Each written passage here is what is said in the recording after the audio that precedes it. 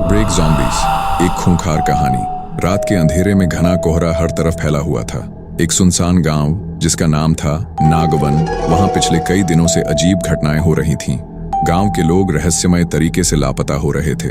इस घटना की जांच के लिए पुलिस इंस्पेक्टर अरविंद और उनका असिस्टेंट मौर रोहित सांड गांव पहुंचे।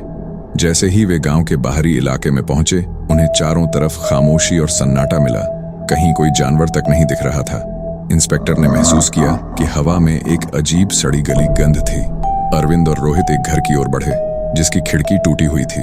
घर के अंदर घुसते ही उन्हें दीवारों पर खून के छींटे और फर्श पर पंजों के निशान दिखे। रोहित ने डरते हुए पूछा, सर, ये किसी जानवर का काम हो सकता है? अरविंद ने जवाब दिया, ये कोई जानवर नहीं है, यहाँ कुछ बड़ा खेल हो रहा है। तभी एक धीमी कराहने की आवाज सुनाई दी। दोनों आवाज की ओर बढ़े। कोने में एक आदमी बैठा हुआ था। उसके शरीर पर घाव थे और उसकी आंखें सफेद थीं। अरविंद ने पूछा, तुम कौन हो? क्या हुआ यहाँ? आदमी ने लड़खड़ाते हुए कहा, वो आ गए हैं, जंगल से बचो। और वह वहीं मर गया। दोनों अब गांव के पास के जंगल की ओर बढ़े।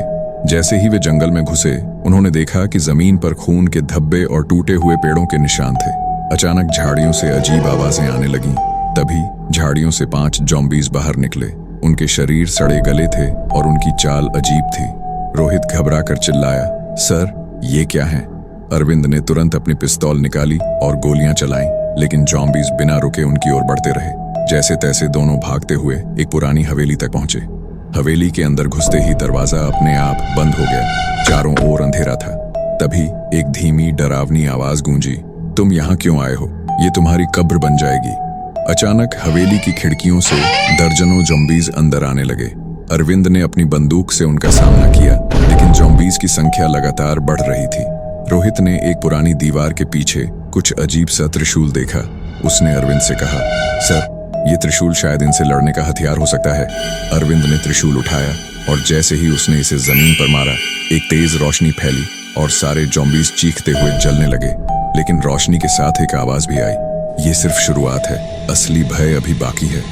अरविंद और रोहित जब बाहर निकले तो पूरा गांव धुएं और राख से ढका हुआ था। तभी उन्हें दूर जंगल से एक और तेज कराहने की आवाज सुनाई दी।